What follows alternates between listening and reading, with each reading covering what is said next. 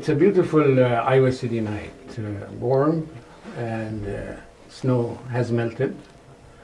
And what makes it warmer that we have a wonderful group of friends here. We are in our seventh show, the 21st year of age of this program. Thanks to John Karhoff and Mike Peterson, that you can see here. He's not in the camera, our chief director. And we have to my right side is Becca Ash, famous artist, Iowa City, and an educator, art educator at Weber Elementary School. On the far end is Charity Nebbe, which makes me a little nervous because she's a very famous person on the air. So I feel that probably she's evaluating me. But you tell me at the end how, on a scale of 10, how much I get. Okay. You know. Of course, I see the group of kids who are so much into art, starting with, of course, John here, and I see Colin in the center, very important place here, and Maya. And behind Maya is Audrey. And next to Audrey is Ella. Wonderful. This group of kids, you selected Becca or Rebecca. Why? Well, we are very fortunate at Weber to have so many wonderful artists, but I selected these few because some of them just participated in the most recent Candace Carmichael art show that honors Candace Carmichael, who I'm sure you are well aware of. My dear friend, yeah. Dear friend and colleague who passed away a few years ago, and her husband has started an art show in her honor. And I just also thought that these kids would have interesting things to say about art. They have very interesting minds, and so I thought it'd be interesting to hear what they said. Now, Audrey, why don't you start?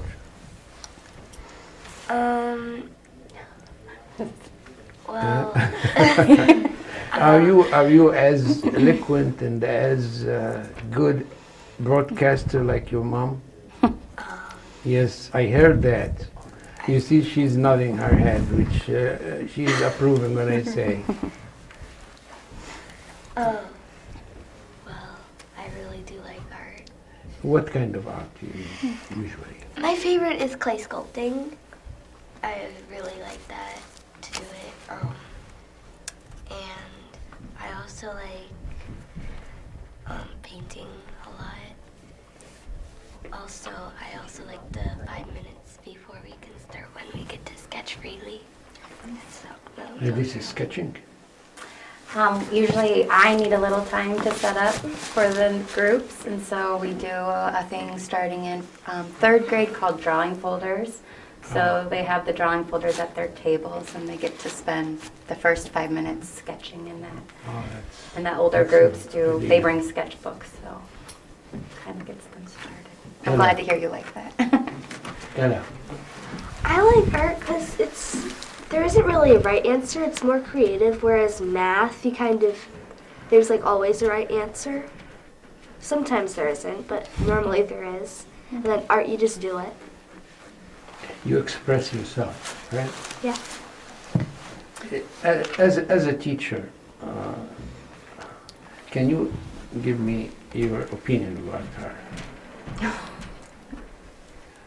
There is nobody that can evaluate teachers more than the kids. And we are always proud when we get high marks, right? But now you're putting her on the spot. She has. Is she good as a teacher? I know she's very good as an artist. She sells better than anybody, you know? And everybody goes to her exhibitions.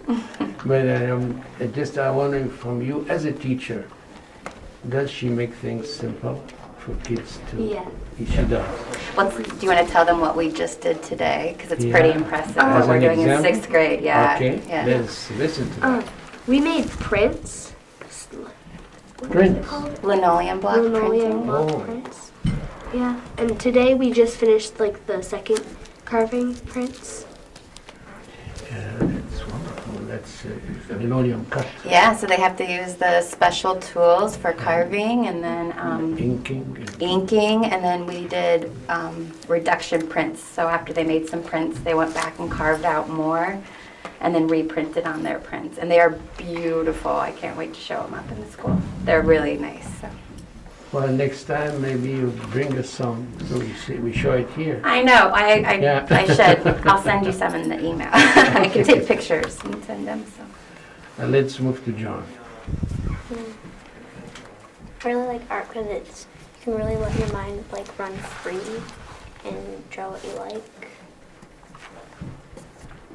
Colin. I like art because you can't mess up on what you're doing. You always can do it right no matter what you do, even if you make one big mistake. Sometimes even the mistake makes it more attractive, more beautiful. Great. And so you like the freedom in Yeah. art, right? I just like when you can blow your mind of all these cool things that you can make. Very impressive. Which grade are you in? I'm in kindergarten. Wow. You speak like an art student in college. I know. Talking about art and freedom of expression. Huh? Whenever we have carpet time and I put a reflection question out there, I am always intrigued to see what Colin is going to say. Cause He's the spokesperson in that. Oh, wonderful. Maya, it's your turn now. I like art because it's fun and creative, and you can make whatever you want, and there's lots of different kinds of ways that you can make stuff.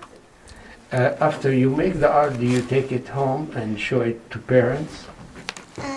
First, it probably gets hung up in the walls of our school, and then, yeah.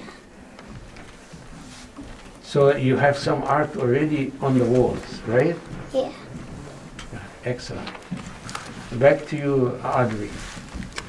Do you, well, it's too early now to ask you this question, but I mean, you love art, right? Do you think that you can have a career in art in the future? Maybe, but I'm not really sure yet. Okay, can I, maybe I should paraphrase my question, because my intention was when I was your age, people in the class would say, oh, don't be an artist, you're going to be starving, be a doctor, be an engineer, be something like that. Do kids speak like this now? Or art has more respect? It has a little more A little more. No, a lot more. Nobody really talks about that. Oh, so it's okay if somebody says, I'm going to be an artist, right? Yes. They don't criticize them? Or, okay. Is that what you think? Yeah. Too? But I don't want to be like just an artist because that kind of depends on what art is. I kind of want to be an architect, but that's art too. So you want art that would benefit the Yeah. community somehow? Yeah. Utility art, construction art, design, right? Yeah. Not just art in the studio. Yeah. I see. And John, what do you think? I probably wouldn't do it as a job because a lot of times when I mess up, I'll get frustrated and I'll want to quit, and I don't think I could do that as a job. Good point. It is good point because I think I'm an artist, right? But and of course your teacher is an artist, and we pass through times when we don't really have the mood, even the energy to do art.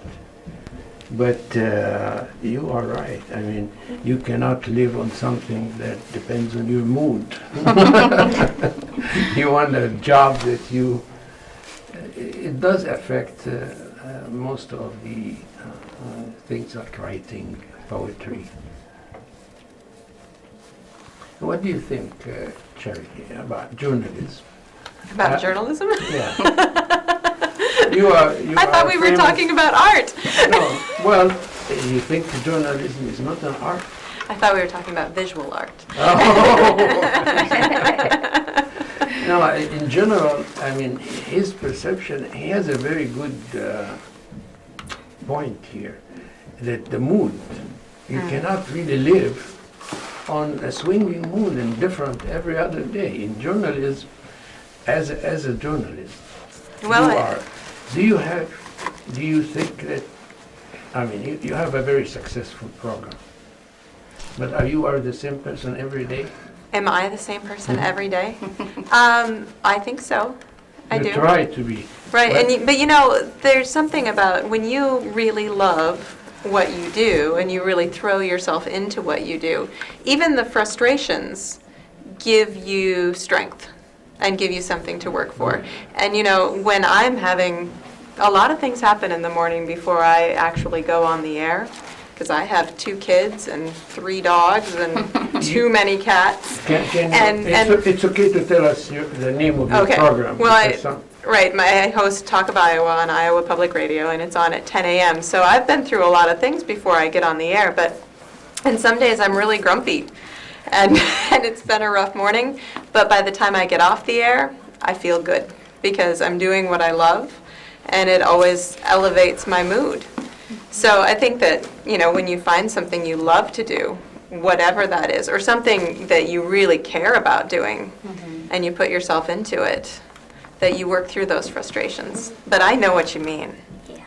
Yeah, I mean, you have a good point, but I probably agree with Charity too, that, you know, sometimes it's therapeutic. Yeah. Yeah, It's kind of. it's very rewarding when you work through those frustrations and you get beyond something that was a challenge for you. That can be a very rewarding experience, you know, and then if something's just always easy for you. You also have to learn that you can't always be perfect, and that is super hard to learn. That's a really tough lesson in life. You can make great stuff, but it's never perfect. Well, Colin, can you tell us now about what is the best art project that you made? Well, a lot of art projects we kind of mess up on, but I think everybody in my class, literally everybody, does a very well job doing art. What did we make today? We started a new project today. We started making dragons for the Chinese New Year's. We need a co-host here. Would you like to be a co-host in this program? He's nodding his head. Yes, yes. I think he's ready. You're ready, huh? Mm-hmm. And in the future, what would you like to be? In the future, Okay, how do you see yourself, Colin, like, let's say, 20 years from now? well, I would see myself as a grown-up, making my kids happy and very well behaved. And that's how my mom and dad teach my kids, their kids to be. So, Are your parents among the audience today in the studio, or? well, yeah, at least my mom is. Is she proud of you? What? Is she proud of you? I think she is. Okay, let's move to Maya now. In the future, how do you see yourself, Maya? Maybe as a I would do art in my A little free louder time. because I'm an old guy, so I may not be hearing very well. I know everybody else hears well, but me. Yeah, go ahead. I kind of want to be a surgeon, A surgeon, and which is another art, right? I don't know. You don't believe so? Well, as a matter of fact, yeah, there is a big connection, right? And I would do art in my free time for fun. Art in a free time. Well, that's a good perspective too.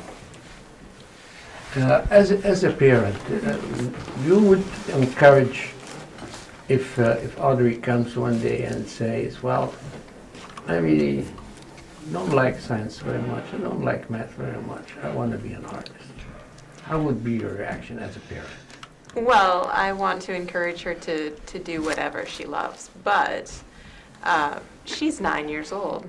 So if she tells me that she doesn't like science and she doesn't like math, You I see. think there's a whole lot more to explore. Yeah. But I think, I think the arts should be a part of the curriculum across the board. And I think that when children learn and art is involved, that they can see the world in different ways and their imagination gets captured and they can make connections that maybe grown-ups can't make.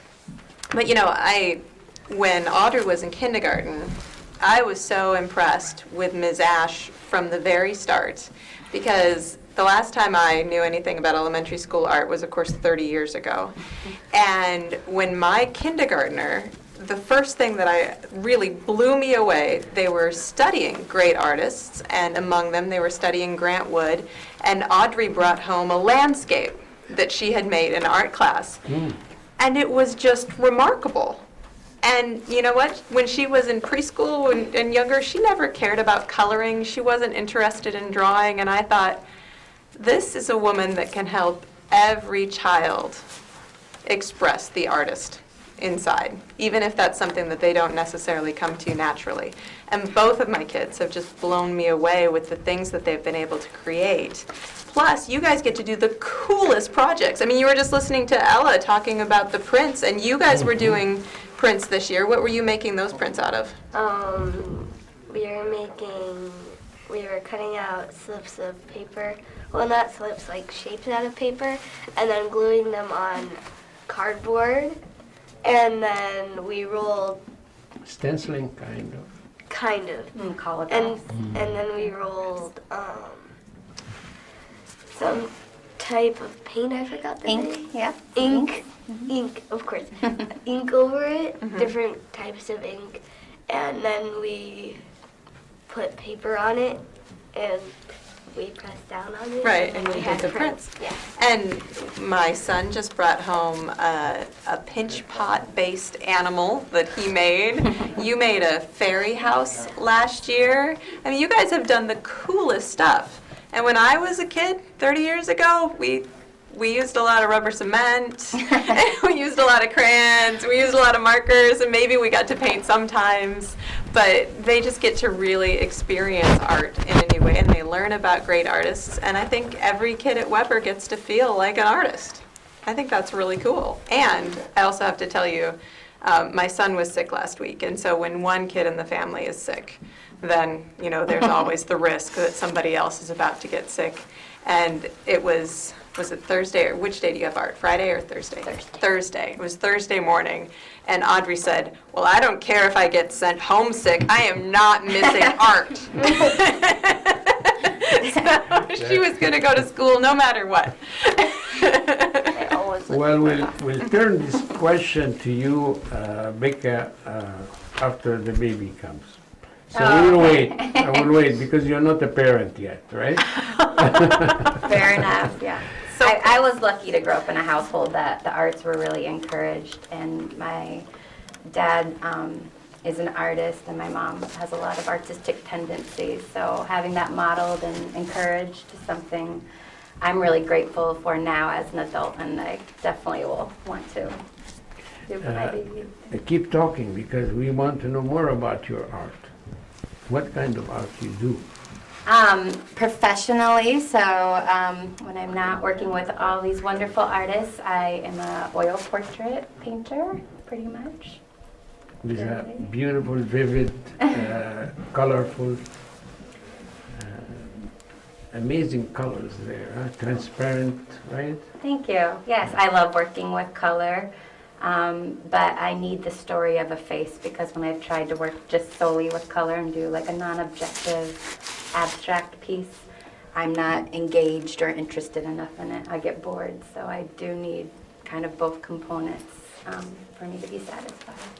Of course, we were fighting to get you on the show before, but our very dear friend Yael Cohen was won you before I succeeded to get you. So she appeared here on Talk with Yael Cohen, and he had a wonderful interview with you where you talked about art and issues and community, a lot of things. Is there certain subjects you focus on as an artist? Personally? Yeah.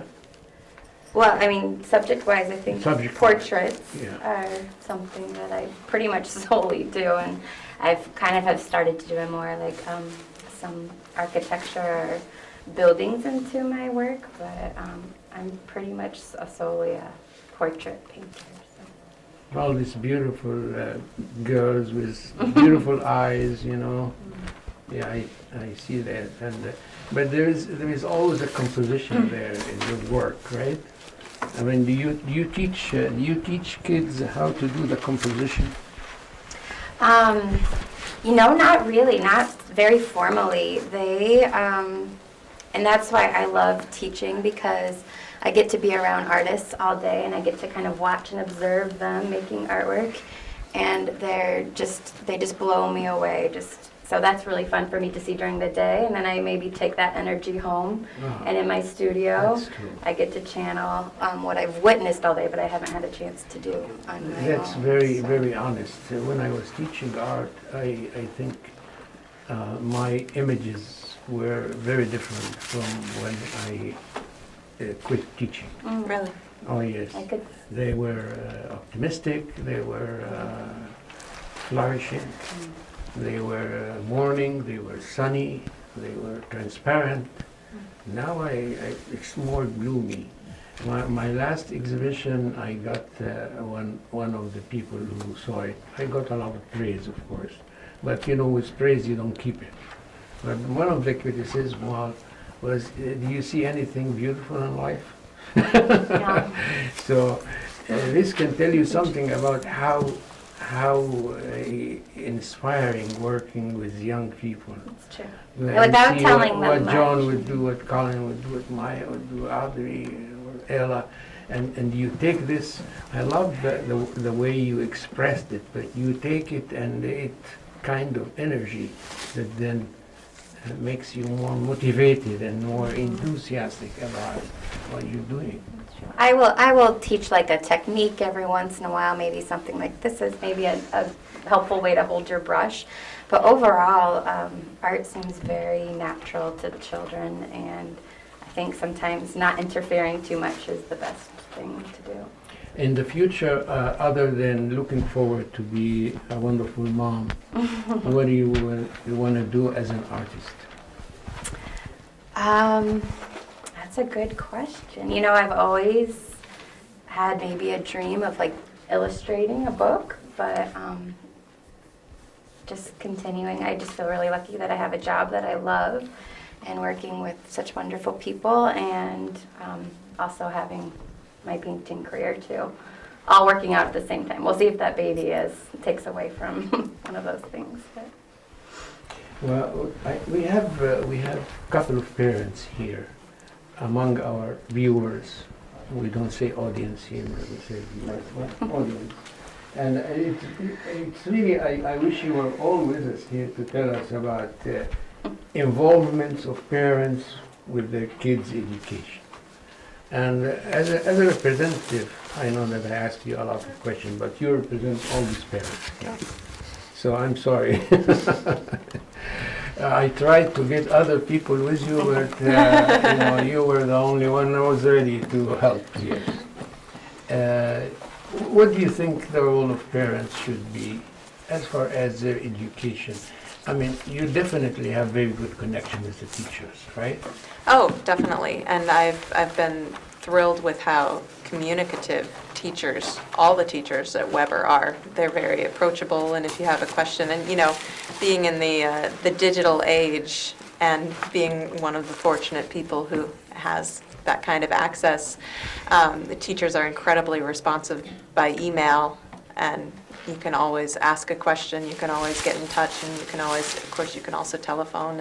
But I think that there are lots of questions about how involved parents should be.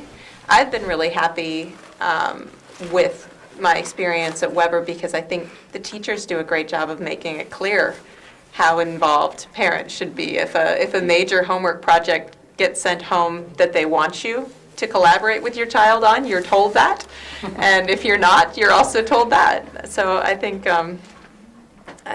there's a lot of communication. I think the communication is very open. As a matter of fact, we have to give credit to Chris Gibson. Oh, so much credit to Chris I Gibson. I knew Chris when she was a young teacher, and I had the privilege and the honor to attend the opening, even the staffing of Weber, Irvin Weber Elementary School, and I met Mr. Weber, and I had a very nice portrait done by me for him at the time. So I have a lot of memories about this wonderful school and the leadership of Chris Gibson. Yeah. It's a very special place, and this is her last year at Weber. Right. And she's leaving a wonderful school, and I'm sure it will stay a wonderful I think school. her heart But will we will miss her remain so her- much. Part of the heart will go to Alexander, but Well, she'll be most leaving a of it, great yeah, team yeah. behind, Well, and a as great matter of culture. And the new school is very, very lucky to Yes. have her, so. I cannot tell you how much I'm delighted to have you here tonight. It has been a privilege, a very emotional thing for me to have you. I wish I were young so I could have been in your classroom doing all these beautiful things. We can you still know. make art together. Huh? Yeah. So we Oh, can get yeah. together. And of course, this show will be on public access TV. We have a website here, and we have a station, as you know, channel 18. And sometimes, if you have digital high definition, it's called 1186 now. 1187 is the education channel. We are there too, a lot. We will be running a lot of this program during the next 2 or 3 weeks. But you can always find us on YouTube. And thanks to you very much. I learned a lot from you. Charity, thank you very much for